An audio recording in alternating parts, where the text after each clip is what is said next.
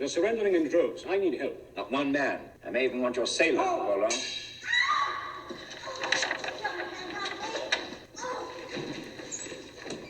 You should attack my guards more often. Battle seems to become you. You grow more beautiful each time I see you. You grow bolder. And busier. Actually, we're extremely busy at this moment, so you can excuse us. Smoke. We found it necessary to burn the Egyptian fleet. When last seen, the ships were in the water. Did you find it necessary to burn them in the city streets? Some merchant ships caught fire. The burning mass fell into the street, some houses. One of them, the Great Library of Alexandria. Yes, so I've been told. I'm extremely sorry. Now, if you don't mind, I must ask you to... I do mind. Are you putting the fire out? We're trying to form Egyptian prisoners into fire brigades. Oh, I see. Romans only start fires. Is that it?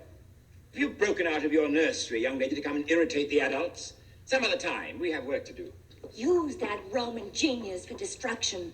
Tear down pyramids. Wipe out cities. How dare you and the rest of your barbarians set fire to my library? Play conqueror all you want, mighty Caesar. Rape, murder, pillage thousands, millions of human beings. But neither you nor any other barbarian has the right to destroy one human thought. Enough! Swords? Javelins? Or are you going to set me on fire? The time has come, I think, for us to understand each other. Whatever else I may be, in your opinion, first of all, I am Caesar. And I am Cleopatra, queen, daughter of Isis. If I say so, and when I say so, you are what I say you are, nothing more. Hail, Caesar.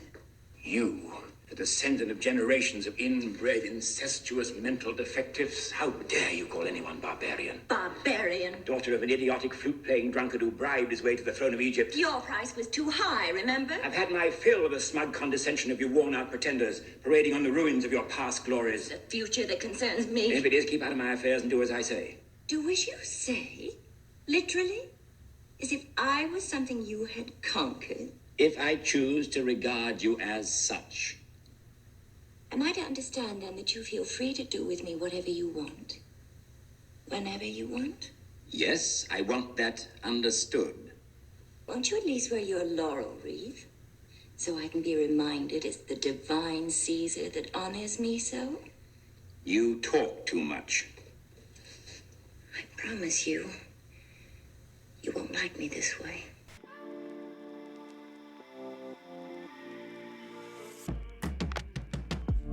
You're listening to the Pithy Chronicle. History with a bite. I'm Caroline. And I'm Erica. And we bring you history's dirtiest deeds, dripping with sarcasm. Are you hungry yet? And welcome back, Pithy listeners. You just heard the incomparable Rex Harrison and Elizabeth Taylor in their epic portrayal of Julius Caesar and Cleopatra. Throughout this 2-minute clip, you can hear the many personalities of our topic today, Cleopatra. Caesar says, "Battle seems to become you. You grow more beautiful each time I see you," personifying the Egyptian queen as both the bloodthirsty serpent of the Nile and nothing more than a beautiful object to behold and to own. "And you grow balder," responds the audacious Cleopatra. "Have you broken out of your nursery?" Caesar retorts, reminding Cleopatra of her youth and naivete. But she bites back, "How dare you and the rest of your barbarians set fire to my library? Neither you nor any other barbarian has the right to destroy one human thought," offering us a glimpse of the scholar behind the seductress. "You are what I say you are, nothing more," claims Caesar, reminding the queen that she rules only because Rome says so. "You," he continues, "the descendant of generations of inbred, incestuous mental defectives, daughter of the idiotic flute-playing drunkard who bribed his way to the throne of Egypt, worn-out pretenders parading on the ruins of your past glories." Here, which is my favorite moment, Caesar lays bare all of the Ptolemaic problems of inbreeding, stupidity, selfishness, drunkenness, and laziness. He refuses to give the Ptolemaic dynasty any credit for the glory of the Egyptian empire, instead reminding their last queen that she is a pretender who doesn't deserve the title of pharaoh. "It is the future that concerns me," snaps Cleopatra, a compelling moment where we see her ambition, her resolve. And finally, as he aggressively takes her in his arms, "I promise you," she says, "you won't like me this way." Her gaze Medusa-like with hate, as her treacherous body artfully yields to his touch. Well, you certainly didn't have a single problem foxholing yourself into the nursery to go sleep with her. Yeah. What a toad. What a toad. But what I really liked about this was how many facets of Cleopatra you can even just hear. She has such forceful thought and she's so aggressive. And then she senses the way that Caesar is handling something and adjusts to it to make it all work out with him. It's incredibly artful. I hate that she had to do it, but there was a lot on the line. She won. I mean, she won that with Caesar. She won that encounter. Yes, because I think so. Because she yields in such a way, she's able to say, "You're not gonna like me this way. You're not gonna enjoy what I'm going to do with you." But she says it in such a way that he's like, "Oh yeah, whatever. Really not gonna enjoy it." There are a lot of problems with this 1963 film. Yes. But I do like the fact that it is trying to show a powerful woman making huge deals, sometimes with her body. I wanted to start us off with that so that we could think about all the different facets of her personality. And before we actually dive into her factual history, I also want to take time to examine Cleopatra's reputation, because that is what most of us know about this infamous pharaoh. But what kind of woman was she really? Hollywood, as we see, has portrayed her as a licentious beauty who lounges in enormous bathtubs filled with exotic scents, drinking pearls dissolved in vinegar for eternal beauty. Don't try this at home. It does not work. Have you tried it? No. I wouldn't drink it, but would I bathe in it? Yes, probably. Yeah, I just generally tend not to drink really expensive potions and lotions. Yeah, they don't agree with my stomach. Either. You know, imagine the repercussions. William Shakespeare infamously brands her the Serpent of the Nile, a conniving and ambitious bitch whose love for Mark Antony leaves her unhinged. Like, no man has ever been unhinged over the love of a woman, but I bet they're not called a vicious bitch. No, probably not. In fact, I think they are both hailed as huge men in the political arena of their time. Mavericks. Yeah. George Bernard Shaw, the Irish playwright, offers her up as a clever sex kitten who uses her feminine allure to ensnare the men around her, a Medusa-like vindictive and bloodthirsty woman. And yet, Medusa is a victim of sexual assault, and we continue to use Medusa like she is this terrible, terrible person when she's the actual victim here. I totally agree about the victim thing, but then she did turn men to stone. Men who weren't the ones assaulting her. I don't know. Okay. Turn them all to stone. And then there's her very first biographer, Plutarch, the 1st century Greek historian who remembered Cleo as a scholar, describing her as a messiah born to liberate the East from under the booted sandals of Rome. People have been manipulating Cleopatra's image for centuries to suit their own purposes. And frankly, we're ready to jump on that bandwagon. Are we? No, okay. Totally kidding. But I think it's interesting that people have all of these visions of her already burned in their mind before they even start the facts. So I want to frame today's episode with 3 questions. Why was Cleopatra fighting? We see her in every iteration as a desperate woman forever trying to take, reclaim, and maintain her throne. But why? I want to examine the reasons she needed to fight. What was happening around her that made her crown so tenuous? The second question, how did Cleopatra fight? Every version of Cleopatra gives a slightly different answer. Did she fight passionately, sexually, physically, mentally, cleverly, unabashedly? All of these various adverbs have been used to reduce a complex woman into a singular and frankly sexual object. And number 3, our favorite question, what was Cleopatra fighting for? the age-old, or perhaps season-wide, question. Was it simply for power? Could it have been for love? Boo. For her people? And that opens up an entirely new can of worms as to who were her people. The Egyptians, the Macedonians, the Romans? Or perhaps she was fighting for the simplest, most natural reason of all, the right of survival. Was she simply fighting to survive? And hopefully, by answering these three questions, why, how, what, we can find a more complex and more accurate portrait of the woman behind the crown, or the eyeshadow, Cleopatra. Listen, the eyeshadow is always on point in every iteration. Cleopatra was born in 69 BC. That's right, there is no circa for this baby. That's right. This woman is so famous, so important, that someone actually bothered to write it down. Unlike her father, Ptolemy XII, who is himself a circa baby, so... Ha-ha. Ha-ha! Play your flute on that. There are a lot of very important and very worthwhile circa babies, but he is not one of them. She was the third child of Ptolemy XII, the flute player, as we learned last week. Thank you, Erica. She was born at a time of upheaval, and now we begin to answer our first question of why. Why was Cleopatra fighting? Egypt, though still a rich nation, was no longer the vast empire of its past. Slowly but surely, its power and land holdings had eroded away, and the Egyptian people were very unhappy with their Macedonian masters, who continued to bleed their conquered lands dry. And why, you may ask, were Macedonians ruling over the illustrious Egyptian empire? Great question. For more than 2,500 years, Egypt had been ruled by native pharaohs, aka Egyptians. But in 525 BC, during the late period of ancient Egyptian history, the Persian ruler Cambyses II conquered the illustrious kingdom. And 200 years later, in 332 BC, Alexander the Great, What? yes, that guy, he conquered the Persian-controlled Egypt as part of his campaign against the Persians, incorporating it into a vast Macedonian empire.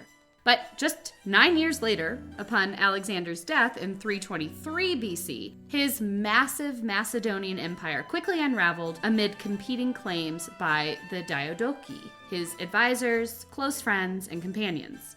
With no obvious heir, as his only legitimate son, Alexander IV, was actually born after his father's death, his generals immediately began to seize power in whatever way they could. And for Egypt, this led to the Ptolemaic kingdom, begun by Ptolemy I Soter, a companion and trusted general of Alexander the Great. Ptolemy, a Macedonian, won control of Egypt after fighting against his fellow Alexander groupies and declared himself pharaoh.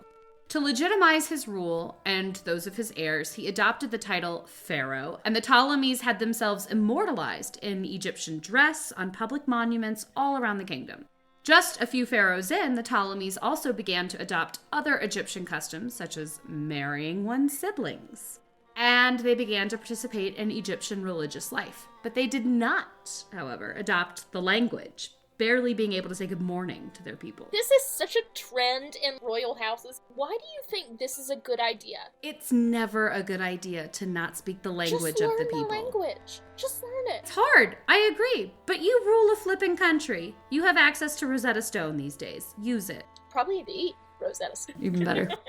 I can't believe they weren't just sitting there with that big black rock now in the British Museum. How many generations were they intermarrying before we get to Cleopatra? Because in Like that 4. case, she...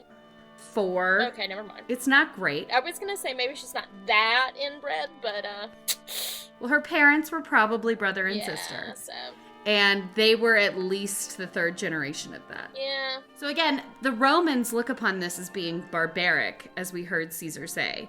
But Ptolemies were Macedonians, and they also would have had that same ick factor because of their cultural differences. But they quickly got over that to maintain Power. Power is an amazing incentive. Here's the other question that I was asking myself as I was driving home today. Tell me. How much of marrying your sibling was actually marrying your sibling, do you think? And how much of it was, oh, let me just go get some on the side and get pregnant. Obviously, we can see a lot of the genetics that come out of that in the wash. Even if it was not a loving relationship, even if it was just a hit and run, the child is still going to be inbred, and that is the rule. No. My point is, how many do you think were on the low illegitimate because they couldn't love children from other relationships? Yeah, but they were legitimized because it was... Back then, who's to say? Who's to say, right? Throughout this episode, she's going to marry not one, but two of her brothers.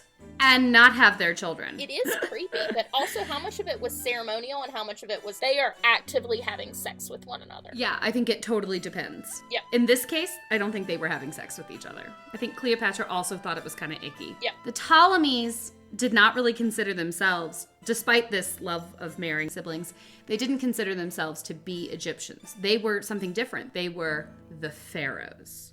They were serious snobs. They intermarried, as I said, to preserve that illustrious bloodline, but if they took a mistress, they generally chose upper-class Greeks over their own quote-unquote people. But Cleopatra was different. She was the first Ptolemy to speak Egyptian in more than 300 years.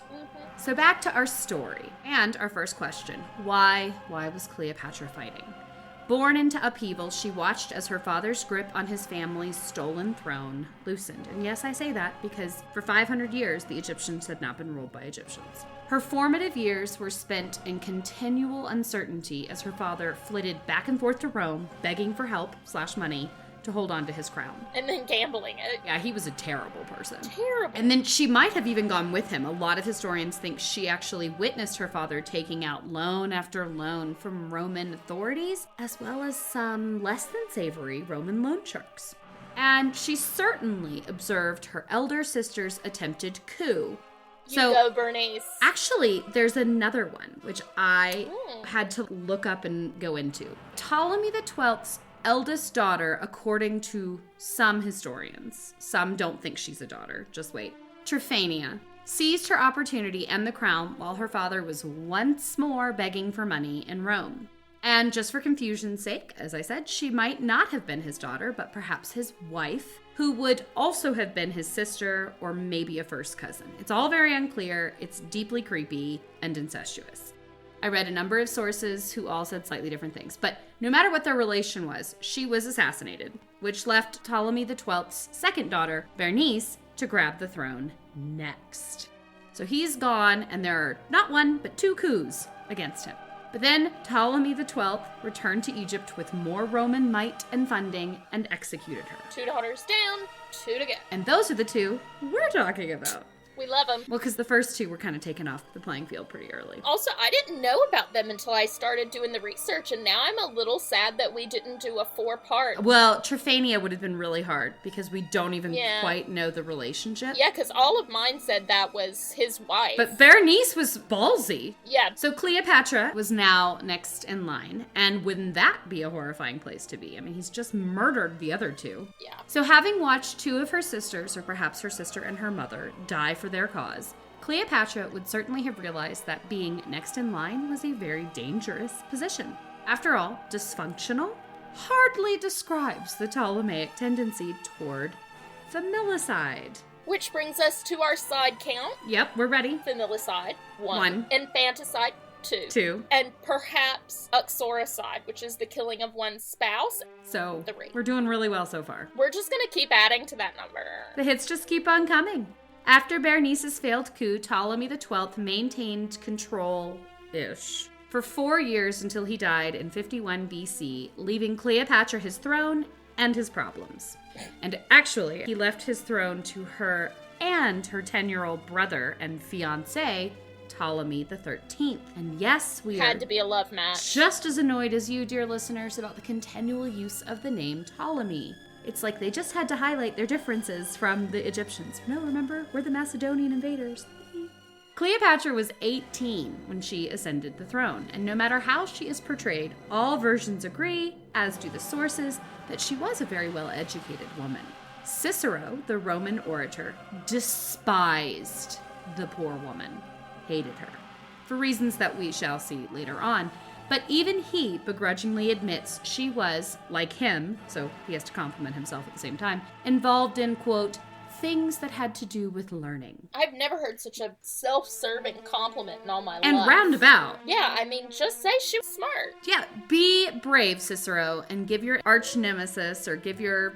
Yeah. She reminds me of, like, the Meghan Markle of today. Mwah. And the way people talk about her. Let me tell you what, if Cleopatra had Googled, she would have Googled whether or not she was going to have to bow to the queen. To the queen! I'm sorry. Stupidest comment ever. I didn't really think about it. It's his grandmother. No, bitch. You know who you're marrying. I have a whole ass opinion. Same. And, like, it's not positive. It's not positive. Cicero. Yeah, he walked right around his butt to get to his thumb for that compliment. Plutarch is more generous, claiming that she spoke at least 7 languages. She is her own Rosetta Stone. Yeah. And the Arab historian Al-Masudi tells us that she was the author of many learned works and was, quote, a princess well-versed in the sciences and disposed to the study of philosophy. All right. I mean, she was a badass. Yeah. I like her. She was very intelligent, and from the age of 14, she knew what her fate would be, whether or not she wanted it. And after the death of her usurping sisters, and perhaps mommy, she was next in line for the sword. The crown. And she seems, based on many different sources, to have wanted to be a good Egyptian ruler. Or perhaps I should say, a good ruler of Egypt. But while Cleopatra may have had good intentions, her brother, just 10, so, a 4th grader, doesn't. He's pissed that he has to share what he sees as his throne with his older sister/wife-to-be. A court eunuch named Pothinus seized his opportunity and ingratiates himself with the young Ptolemy and begins to squeeze Cleopatra out of her throne, out of Egypt, and almost out of life. Soon, it is the eunuch who rules, while Ptolemy plays in the nursery and Cleopatra retreats, plotting her revenge. Meanwhile, back in Rome, the Republic is falling, shedding its elected representatives and transforming into an empire. Big mistake. Huge. The first triumvirate, consisting of Caesar, Pompey, and Crassus, was an uneasy power-sharing trio that was never going to last and clearly couldn't rule Rome effectively. And so when Caesar and Pompey quarreled, Caesar defeated Pompey, who then fled to Egypt, hoping for refuge with Caesar hot on his tail. Egypt, wanting nothing to do with its main creditor's arch nemesis, murdered the Roman loser Pompey and presented his head to Caesar, hoping that the act would grant them financial relief. It did not. Nope. Caesar, despite his own resolve to end Pompey's life, was furious at his murder. He put his rival's assassins to death and supposedly wept for his longtime frenemy. What a drama emperor. Caesar. What a drama Caesar. And that is how Caesar became involved with the Egyptian civil war between boy pharaoh Ptolemy XIII and the incomparable Cleopatra. Pothinus, the scheming eunuch, is now shaking in his boots, as he should be. Sandals. Good point. Not only does his government owe Caesar an enormous amount of money, but he's now made the fatal mistake of killing Caesar's friend. I can see the confusion here. I can see how they thought this would be a good plan. I can too. To Pothinus and Ptolemy's credit, that makes sense. This guy is running to Egypt for help. Caesar's massive fleet is following him to finish him off. They're like, hey, we got this, dude. Yeah, let's help. Now, Pothinus is likely plotting to kill Caesar out of desperation in the name of the boy pharaoh, obviously. But he was easily outmaneuvered by such a seasoned warrior and someone who had lived with Roman politics and therefore knew about knives in the back. But not enough. Good point. But not enough. Darn it! It's always that last one that gets you. Caesar took over the palace with a guard of 3,000 Roman soldiers, and Cleopatra, desperate to plead her case to Caesar, infamously rolls herself up in a carpet, sometimes it's described as bedding, and has herself literally delivered to Caesar as merchandise, which is a very apt metaphor, as we shall see. And this is the moment when Arsinoe escapes and leads her own path. According to Plutarch, Caesar was captivated not by her beauty, but by her wit, and I hazard a guess, by her courage. I think he saw a little bit of himself in her. For whatever reason, he is taken with her and therefore tries to reconcile the bewitching Cleopatra with her puppet pharaoh brother. And then, for good measure, he kills Pothinus, the scheming eunuch. I don't think anyone's upset about that. No, bye. It is at this point that the two begin sleeping together. Not Cleopatra and her fiancé, brother, but Cleopatra and the divine Caesar. Laurel wreaths and all. Did she seduce him like we see in some iterations, or did he take her without permission? Do we know anything about their romance? It's really hard to say. Every historian, every author, every director puts their own bias on the relationship. And all we can do today is look at the facts and then kind of make suppositions ourselves. But we'll try to be really clear what's a guess or what's a thought versus what's a fact. I feel, in my first blush, haven't done the research opinion, I think she probably just allowed herself to be, quote, taken, considering the power at play. Well, she's 18, and he's 50. Ooh. And balding. Ooh, ooh. Oh, yeah. I didn't realize Yeah. it was that big of a difference. Ooh, grody. She could have had daddy issues. I mean, that would fit. I don't think she was in love with him, but I think she No. probably allowed herself to be taken so she could remain where she was. I agree. It's hard to believe that he was her sexual fantasy. No. But again, So, the dreaded question, what did she look like, since we always see her as this bombshell? Is that in the sources? I honestly didn't want to tackle this question because it is so fraught with issues. And of course, it's really hard to know what someone looked like 2,000 years ago with no existing portraits. But the one thing that we have is a coin that is now located in the British Museum that has her profile on it. And I assume that you are currently Googling it. One description I read is that she looked, quote, more like Abraham Lincoln than a voluptuous queen. Yeah, this is not a flattering coin. This image that you're looking at and that we'll have up in the show notes, most historians agree she commissioned it herself. Ooh. And therefore we can assume that she approved of this likeness. You want to describe it? Well, she's got a very distinct hooked nose. Not a classical beauty. So, for those 90s kids out there, Oh my. you remember Hey Arnold? Hey, Arnold. That one. You remember the grandpa? That's what Oh! that's what the lower half of her face looks like to me. This is so unfortunate looking. It is. Hook nose, slightly bulging eyes, a short neck with 3 distinct rolls of fat, and a small, ill-defined chin. Her hair is pulled back, like the classical Greek ringlets, but it's generally not awesome. Is there any way that this could have been, like squashed, unfortunately? No, because there's more than one. Yeah. It has been theorized that perhaps she agreed to this likeness or encouraged these aggressive features to circulate and instill fear in her enemies. Because a beautiful face wouldn't be nearly as scary as a fierce one. So maybe this was her way of scaring off possible invasions, or perhaps it was to convince the dubious Roman populace who were not a huge fan of the fact that she was sleeping with their leader and keeping him in Egypt. Maybe she was trying to prove she wasn't a seductive siren, luring all of their most powerful rulers to destruction. Do we have any indication that this was something to try to endear herself to maybe the Egyptian people? What were their beauty standards? And could this have been something that was maybe not beauty related, but power related? We see a lot with pharaohs of the past, and I do mean that in a very broad sense, that anytime a woman like Hatshepsut, when they come to power, they represent themselves in a very masculine way. They dress in the masculine pharaoh garb. There's less this notion of queen, regnant, Femininity. and Yeah. being able to maintain the femininity. Hatshepsut actually put on the beard for most of her sculptures and things. So perhaps this was her way, but it's not good.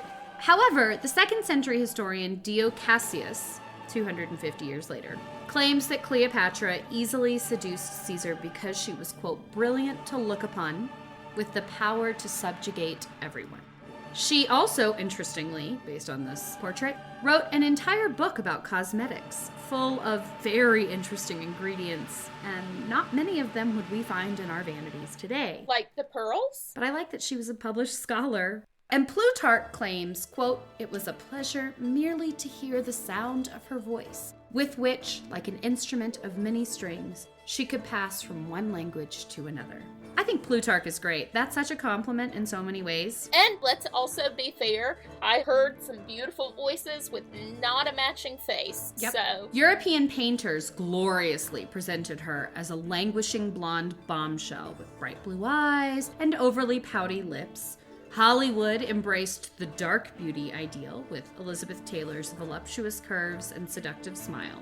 But as her body has never been found, hint, hint, doesn't end well for Cleo, the only thing that we can say for sure is that she bewitched Caesar. And I don't mean that in like a fire and brimstone way, which some of the Romans kind of thought was the case. fair. I like to believe that she knew how to use her assets, how to accentuate her features, and of course, as Plutarch said, and as we can see from her actions, she did understand the power of wit and charm, especially on these well-educated men. And you don't have to work hard for a man that old if you're 18. It's Caesar! He is the divine. Balding or not, the man had options. Sure, he had options, but men are stupid, Caroline. Come on. If an 18-year-old is like Hey, interested, all you have to do is flatter them just a smidge and they just roll over. it does feel like we're giving her the seductive narrative here, I don't know. which is definitely a way to proceed. I don't know that I'm necessarily thinking that as much as She saw what was happening, she read the writing on the wall, and she decided to go with it rather than be taken. that, but also I don't think that you're gonna have to work very hard. True. I don't want to give her the label of seductress in this interaction because I don't think we know what the situation was. I think either he wanted her and she recognized that and then used her feminine wiles to captivate him and motivate him to help her, or she intentionally decided to bed him and to use him for her own goals. You have here the option of true love. No, there's not.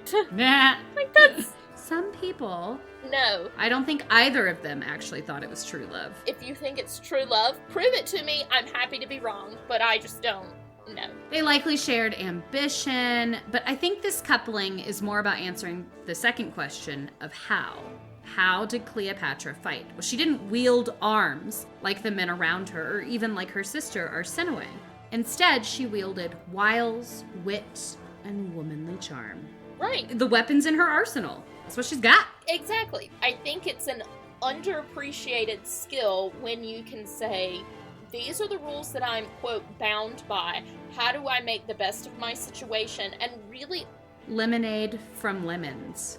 we're still talking about her. Yep, She saw what people expected of her, what they wanted from her. that's right. She used the tools in her toolbox to make sure she got it. And Caesar proved to be quite useful to Cleo. He called up Roman reinforcements and squashed the rebellious Egyptian army for her, securing the throne, and in the process, he was unfortunately forced to burn his own ships, which then led to an intentional fire spreading all the way to one of the greatest wonders of the world, the Alexandrian Library. And this is the point of their story that we hear Rex Harrison and Elizabeth Taylor's sexual tension and pent-up anger, raw passion bubbling over in the 1963 film.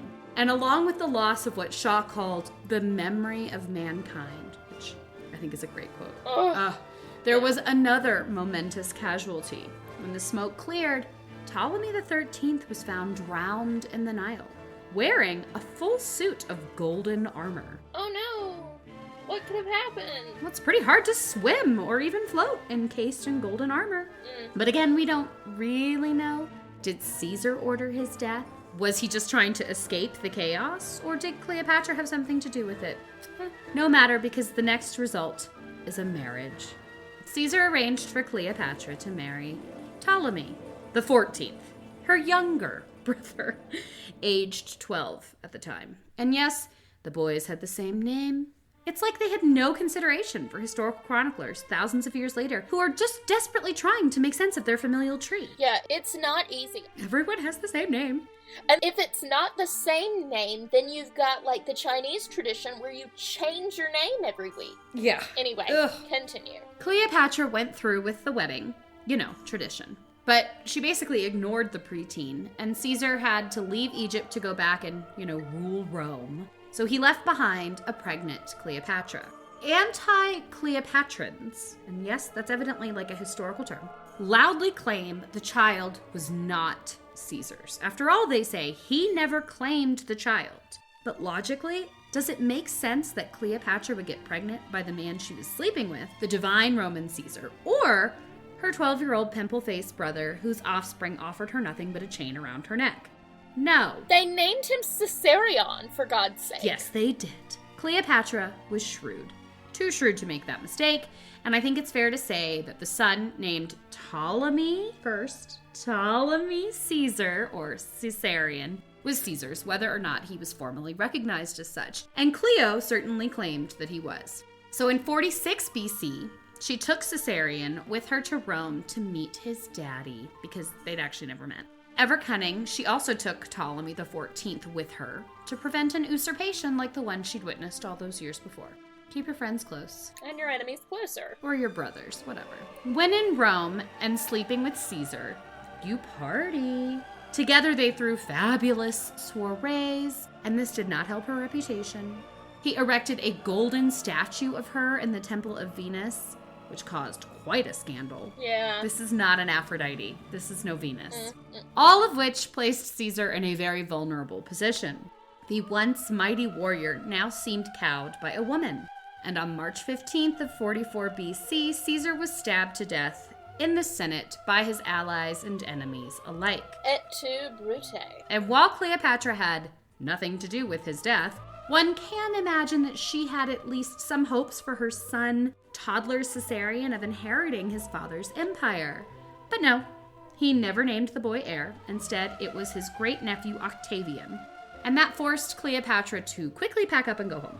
Then, her husband/brother mysteriously died just 3 months later, likely poisoned with aconite, which is also known as wolfsbane. Cleopatra took absolutely no time to grieve and instead named her little boy Caesarion as her new co-ruler. Setting him up for success in succession. As we've said, she never fought out in the open. She played the long game, perhaps the poisoning game. And it's here where the historians start to lose interest in her. She went back to Egypt, and the Romans, absorbed in themselves, almost forgot about her.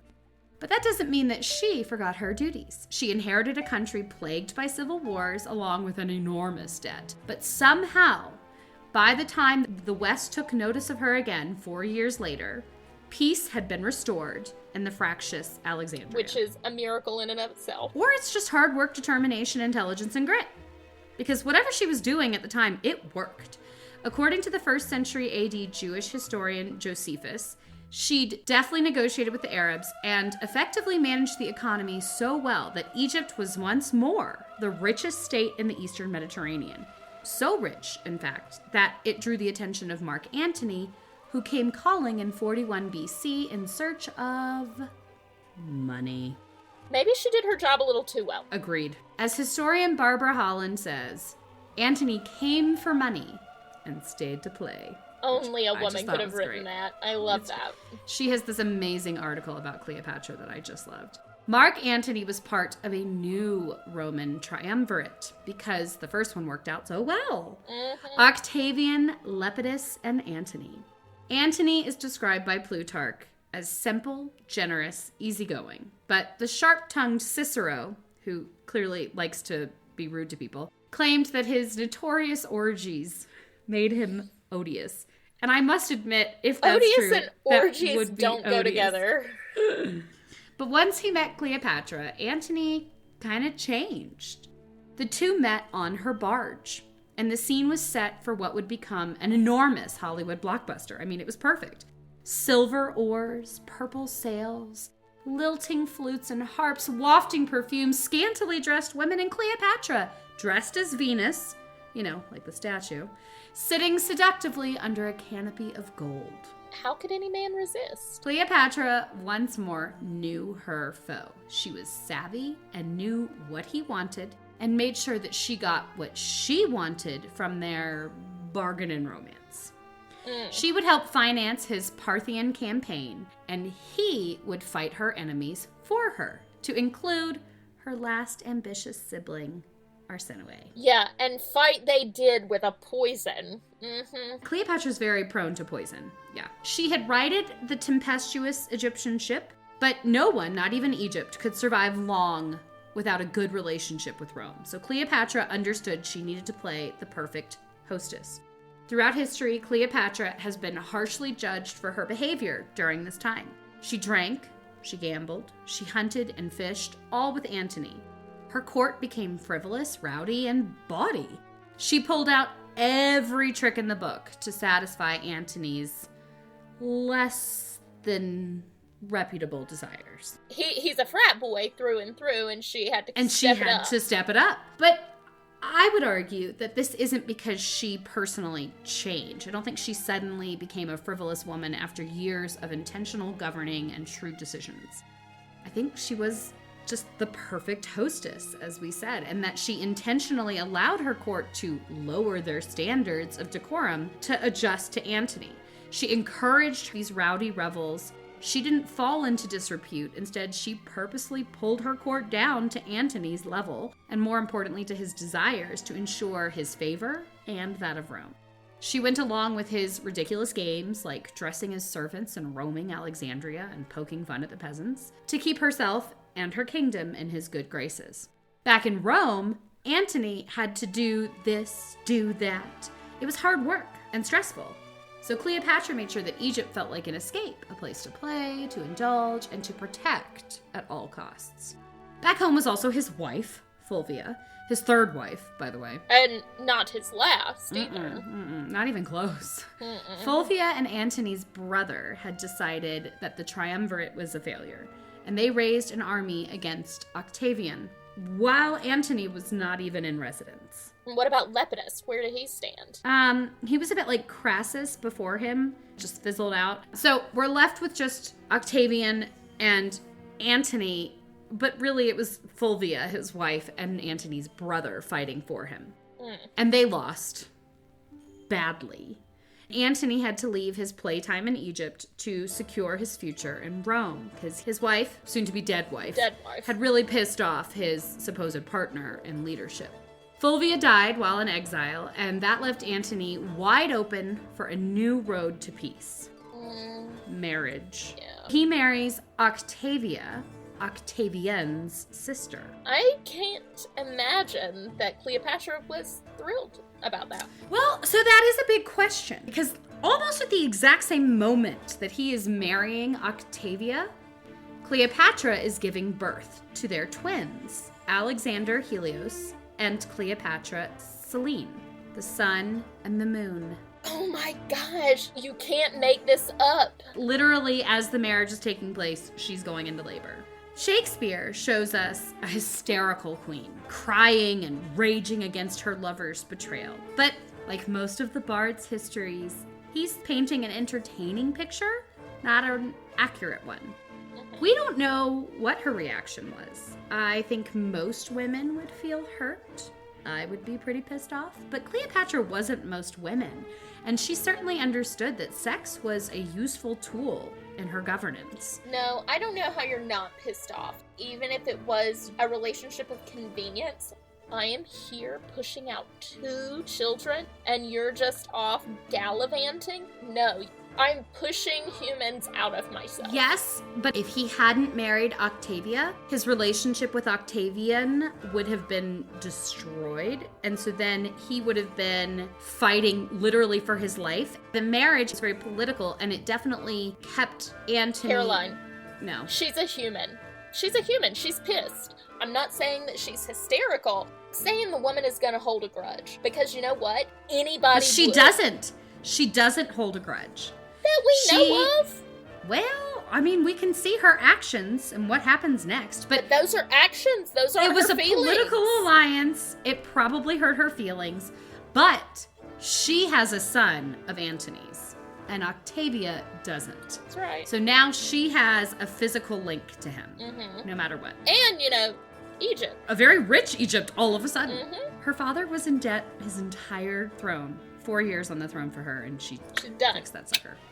She was certainly busy, and I have some very good friends who have twins, and let me tell you, it's a lot of work, even with servants and nannies and wet nurses. She would have been tired. I'm tired for her. Plus a toddler. She had cesarean too. Yeah. And besides her 2 bundles of work and joy, she also had to read and sign papyri, meet advisors, build aqueducts, regulate taxes, distribute grain. She was a freaking busy woman. And supposedly, when she did find time to sleep, she slept alone. And while Cleopatra was buttoning down her budget and caring for her people, Antony was getting ready to invade Partha. Because if an empire isn't growing, it's shrinking, I guess.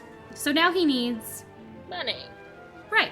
And Cleopatra's he sends money. for Cleopatra. Yeah. Did he want to see her or his children or just get the money and men? Hard to say. But she brought all of the above just in case. Plutarch insists that this reunion was a passionate one, but a lot of historians see it as strictly business. It depends on how you view their relationship and what they each wanted from the other. But no matter her reasons, she agreed to finance a Mediterranean fleet and feed his armies in exchange for modern-day Lebanon, Syria, Jordan, and southern Turkey. Because she had learned from him. If you're not growing, it's shrinking. Exactly, and it was a really good deal. Yeah. After a happy winter together, he went to Partha and she returned home, pregnant again. Sadly for Antony, fleets and food were not enough. In fact, his Parthian campaign was a complete disaster. But the silver lining was he gained another son, Ptolemy Philadelphus. And after she recovered from that birth, she bailed Antony out once more, paying off his surviving soldiers and providing warm clothes for their bitter return to Rome. What a scrub. Unfortunately for Antony, his wife, Octavia, also wanted to bring him supplies. She wanted to help, but he told her to stay home. Talk about holding a grudge. That's what her brother Octavian thought.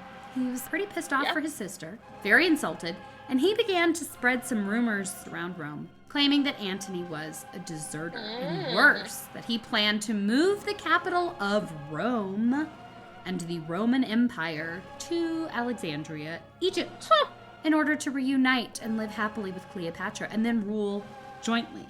Oh, fake news, and I Fake love it. news. And it did not go over well. It worked beautifully.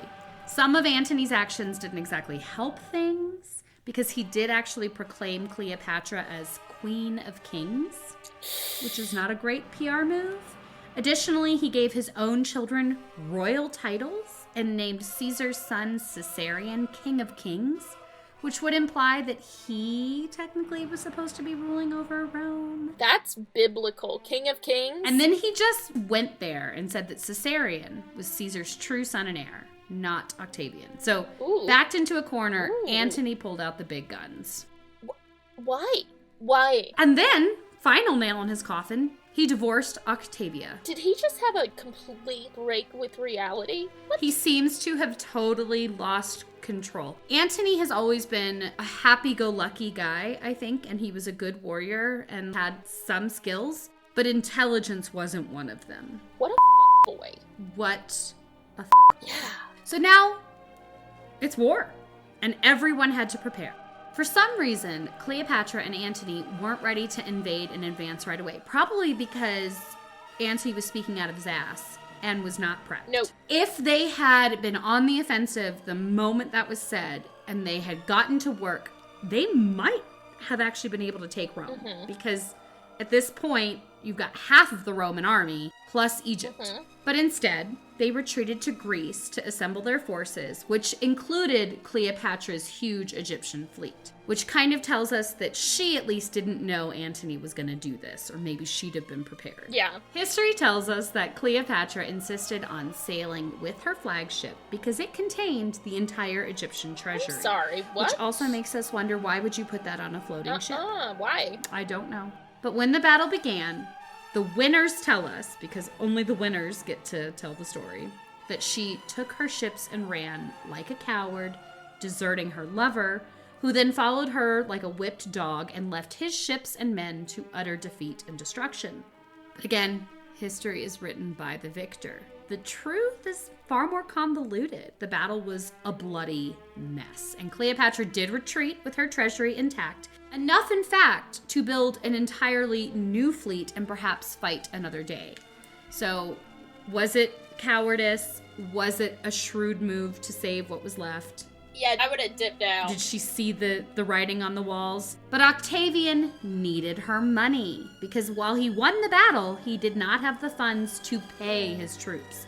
He needed the flagship that she was on with her money, so he followed her. Supposedly, Antony nobly offered his life in trade for Cleopatra's, but Octavian wouldn't make a deal.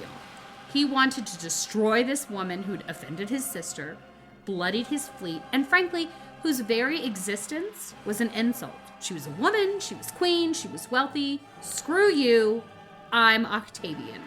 So like a modern day car chase, down the I-5. Everyone's in a black SUV. Yeah, right. Octavian pursued Cleopatra, while Antony desperately tried to catch them both. Wait for me, guys! Cleopatra returned to Egypt, and then, this is weird, she stuffed all of her treasure into an enormous mausoleum. It's gotta be some foreshadowing there. Yeah. Perhaps Cleo thought so too. And she also filled it with enough fuel to burn it and herself down if all else failed. I mean, that would not be my way to go, but okay. No. She locked herself in there with her servants awaiting the siege. I feel like there was a better choice, but we're not sure what Mark Antony was told. Perhaps he heard that she had died.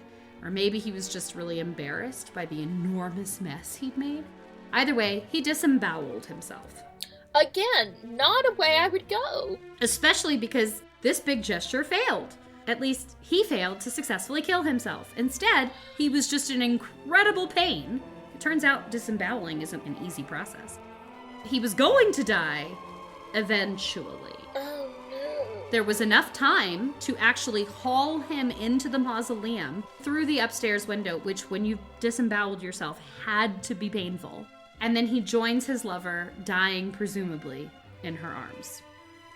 I will say, I think his love was real, or at least his lust and his passion was Or real. obsession.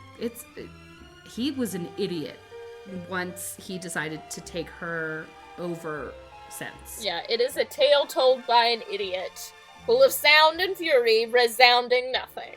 Octavian now just had to take out Cleo, cornered and desperate. His henchmen managed to trick their way into the mausoleum. Again, I have questions. Snatching away her suicidal dagger and taking her and the money prisoner. Plutarch claims that despite her age, 39, she was not yet an old I have maid. no comment for that. Same, especially as I'm getting close. I didn't know I was so close to decrepitude. Oh, God. Her old charm and the boldness of her youthful beauty had not wholly left her, he says, and in spite of her present condition, she still sparkled from within. Dang. I think Plutarch has a crush. Octavian was unmoved. Finally, she met someone who just didn't see her as, ah.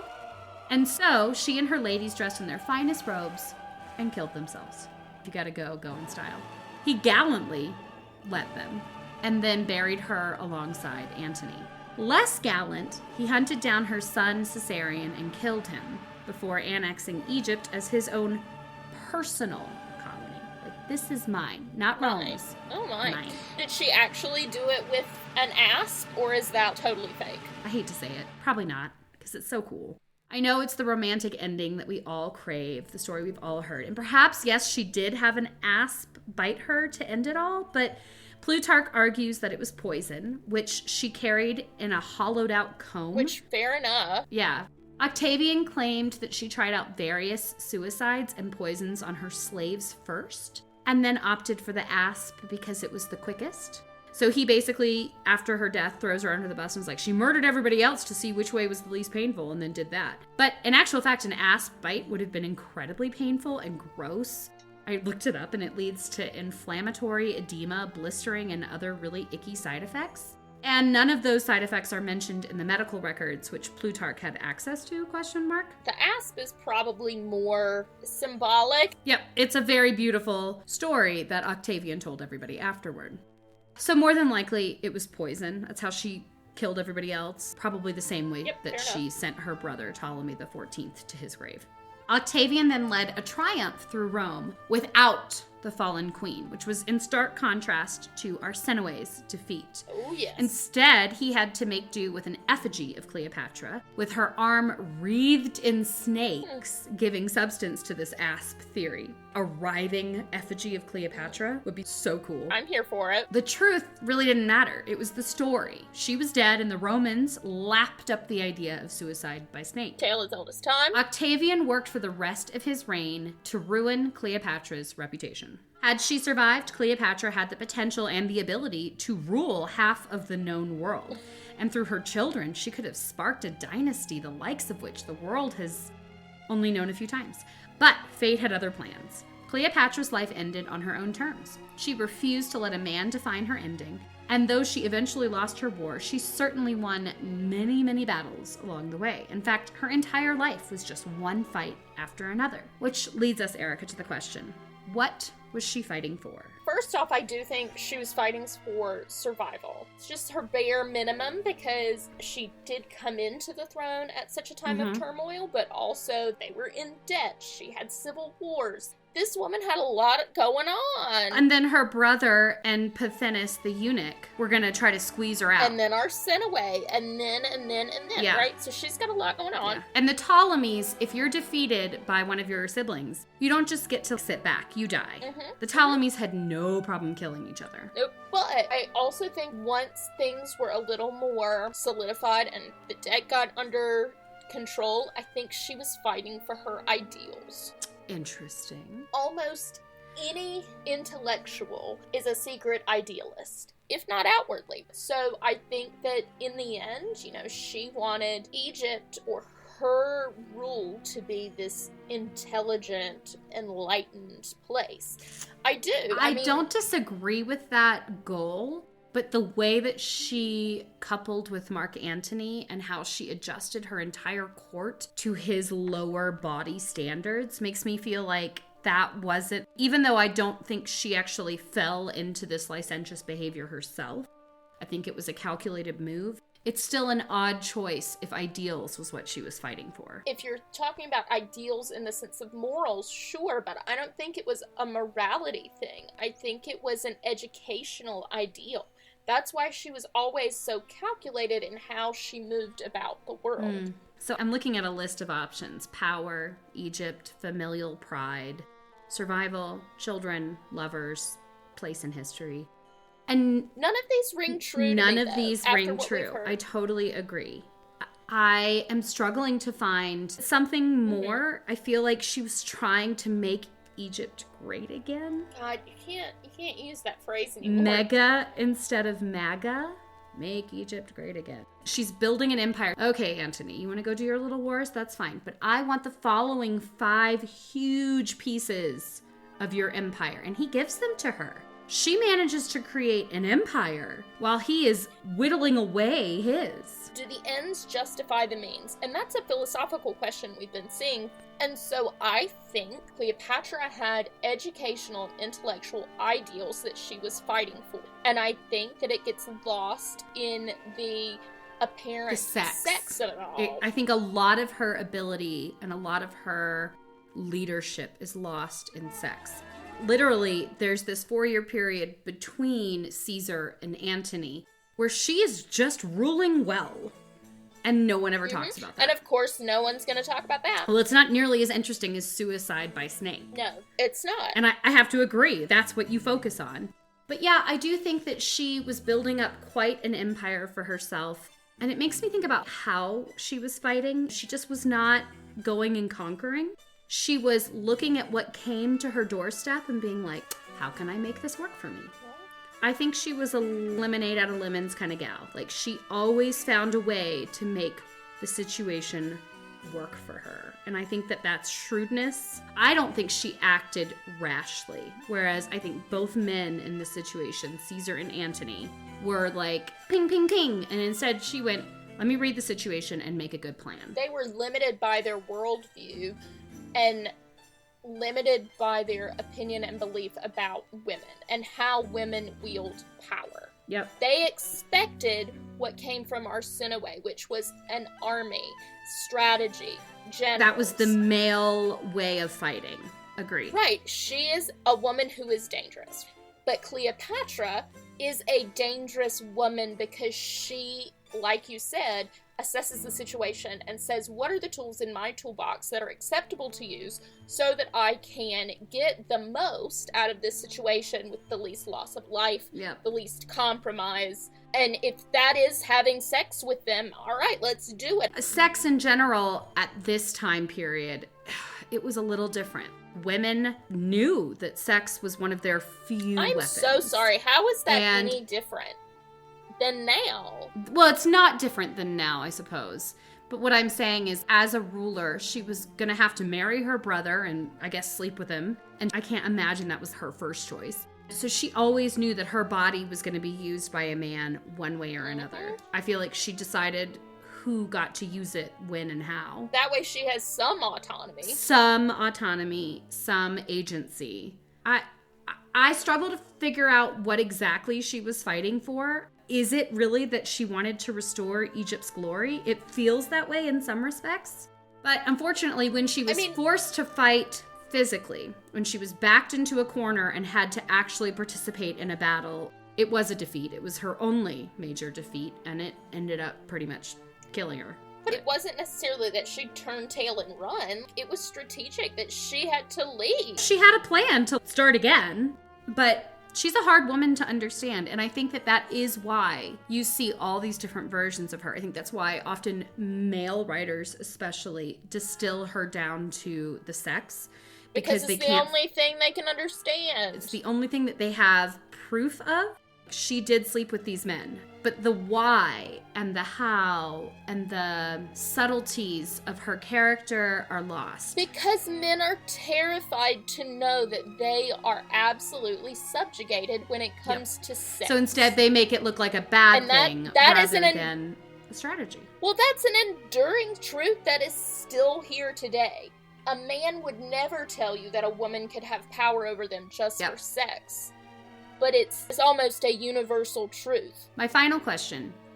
What was Arsinoe fighting for versus what was Cleopatra fighting for? And do you think they were fighting for the same thing and one won and one lost?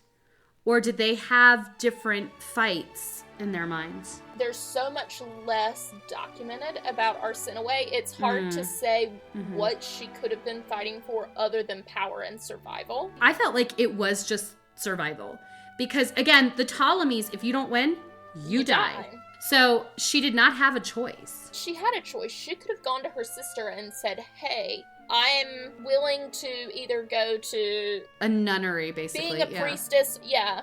There were options for her, but she had done that. To fight. She had done that. Yeah, but that wasn't her choice. That was not her choice. That was where Caesar told her to go. But once she was there, she was just murdered out of the blue. Yeah, but see, no one knows what goes on in that 4 years. Maybe she was amassing help. I mean, I doubt it, Maybe. but it was a punishment and not a choice. Right. There's a different intent behind that. So if she had gone to Cleopatra and said, I want out of this power game, send me to Ephesus and leave me alone, I think Cleopatra would have done it. But even if Arsinoe was rising up against Rome, she was also rising up against her sister. And once that's done once, the trust is broken. You're never going to be able to repair it. So I do think she had choices. But at the end of the day... She originally had a choice. But once she had made the move, that was the end. The trust is broken. And once trust is broken, it's always in the back of your mind. And that's why I think Arsinoe had a choice at the beginning. And she chose war. I think Arsinoe also saw that her other sisters, she watched their deaths. Just like... Done. Fine. You rebelled. Bye. So she had to know when she took that step, like when she escaped, she had options. Yep. But when she took that step towards fighting for something, she had to know it was win or lose. It was win or die. Yeah. And there's no losing in the Ptolemaic dynasty without dying. Agreed. Now, why she chose that path? Maybe she was more forced into it. I don't know. There's just not enough to know aside from survival what she wanted for Egypt once she got power. Maybe she didn't think it through. I mean, God, the girl was 14. She probably didn't think it through. You do a lot of very... impulsive impulsive things at that age. And that, my friends, is that. I'm Caroline. And I'm Erica, and we are Pithily Yours.